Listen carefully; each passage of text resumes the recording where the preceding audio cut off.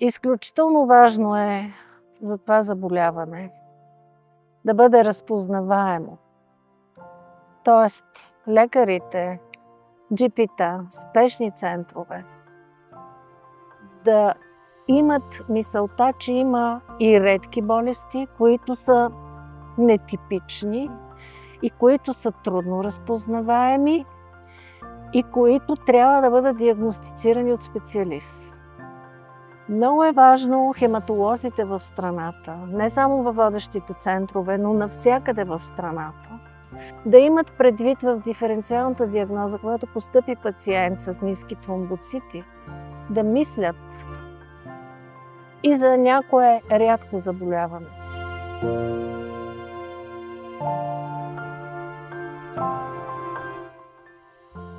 Първия път в СУ, като бях, 3 автобуса моя мъж е докарал от Ямбол до София. 3 автобуса хора, за да дадат кръв. Това трябва задължително да се промени. Хората не могат да си позволят да платят това лечение, според мен. Това е единственото нещо. Ти след като имаш специалист да ти го направи, както в Германия се случва, в Англия и така в другите, би трябвало и тук да влезне, трябва да влезне в списъка на лекарствата, които пациента не заплаща.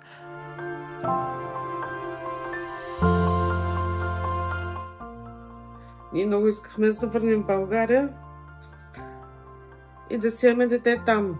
Но в крайна сметка аз реших да забременея тук, да родя тук, защото тук се чувствах по-сигурна.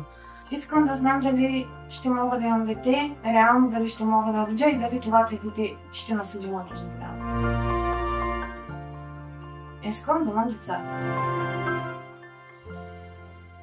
Трябва да се, според мен, да се следят по-често, да се изследва Адамс 13, защото това е причината, като намали неговото действие и почва да падат тромбоцитите. Няма лаборатория за Адам TC13 в България. Не знам дали това е вярно, но защото бях говорила намерих една жена, която беше болна, майка ѝ, и те казаха, че чакат 2 седмици за резултатите на Адам TC13. Докато тук ми излизат за 3 дена, дори по-малко. Също, като отида тук за кръвни изследвания, ми излизат на самия час. Всички кръвни изследвания ми излизат до 1 час. Изключително важно е да имаме подкрепата, ние пациентите и лекарите, които се грижат за нас, на институциите в България. Да се установят приоритетни коридори за такъв тип пациенти, когато те бъдат диагностицирани, за да може лечението да започне веднага. Защото за такова заболяване 1 ден закъснение може да се окаже, че е фатален за самия пациент.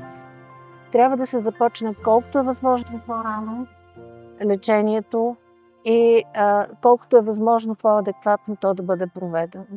Искам да бъда сигурна в България, защото искам да се отгледам детето там и да знам, че имам опора от държавата или от нашата здравна институция, че ако ми се случи, ще мога да се излекувам там, ще има лечение за мен и за всички останали хора, които са минавали през тази болест. Правилното лечение, защото ако могат да се разминат само с 1 пристъп, никога да не се повтаря, това би било добре, дано да не е като при мене. Реших, че е по-добре да бъда приятелка с тая болест, да я познавам, за да мога и да й се противодействам и да я хващам в моментите, в когато тя се опитва да ме събори. И тъй като вече разбрах, защото стажа ми като мошковиц е много дълъг, от 11-та година, разбрах, че ако я хващам на време, Няма никакъв проблем. И много по-спокойно отивам в София. Знам пътя, знам, че хората, които са там, ще ме спасят. И сега се радвам на едно малко бебе, 5-месечно, което въобще не е малко. 8 кг и 500 е в момента.